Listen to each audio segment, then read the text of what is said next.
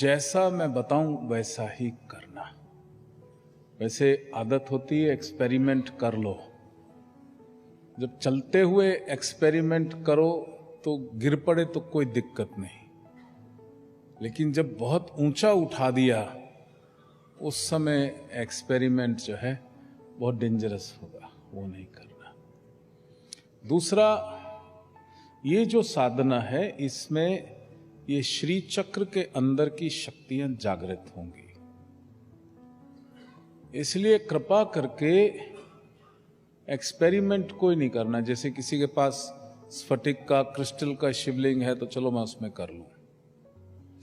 देखो, विधि विधान से बना हुआ श्री चक्र को ही जागृत करने में लाभ है, और जो विधि विधान से श्री चक्र नहीं बना उसको कृपा करके ये आवरण पूजा में प्रयोग नहीं करो, डेकोरेशन में और सब चीज में ले आओ, उसमें आपने नहीं करना।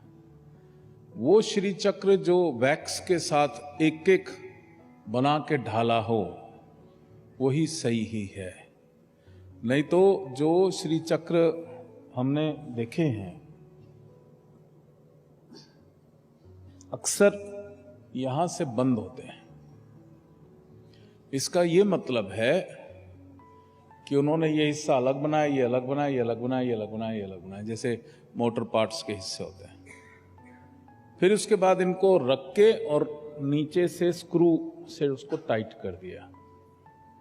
अब आप श्री चक्र को जागृत कर रहे हो, ये श्री चक्र, और अगर उसमें वो इस तरीके से 4 स्क्रू हो गए तो वो खंडित हो गया, वो एनर्जी। ये आप समझ रहे हो ना कि इसकी एनर्जी का बड़ा महत्व है। तो इसलिए ऐसा कोई भी एक्सपेरिमेंट आपने नहीं करना। ये ऑप्टिमम साइज है, ऑप्टिमम हाइट है, छोटा नहीं लेना। और बहुत बड़ा शौकिया जो होता है कि बड़ा सा लिया, जितना संभाल सको उतना आपके लिए मैंने दे रखा है। ये जो श्री चक्र है इसका इतना ज्यादा एक्यूरेसी है कि पिछले 8-9 साल से इसके ऊपर हम लोग कार्यरत हैं। इसकी कितनी हाइट हो, कितना एंगल हो, कितना क्या हो, ये प्रोपोर्शन।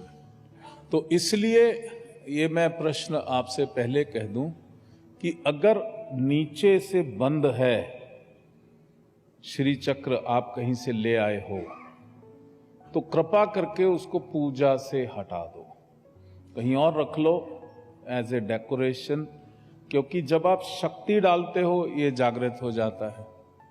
इसके अंदर जो है अगर ये एक्यूरेट है तो इसकी सारी शक्तियां, जो मातृ शक्तियां, वो सही ढंग से जागृत होंगी। एक एक एंगल, एक एक हाइट का फर्क पड़ता है। तो इसलिए ऐसा कोई भी एक्सपेरिमेंट आपने नहीं करना। पुस्तक का निरादर, ये खड्गमाला और त्रिशती और श्री विद्या की जो पुस्तकें हैं, सप्तशती की पुस्तकें, ये आपके पैरों के पास नहीं होनी चाहिए। एक एक बीज मंत्र ये जागृत है, ये किलित नहीं है, ये सोया हुआ नहीं है, ये साक्षात मां भगवती का स्वरूप है। इसलिए इसको कभी भी जमीन पे नहीं रखना। और फिर दूसरी आदत होती है ऐसे फोल्ड कर लेते हैं, ऐसा कभी नहीं करना।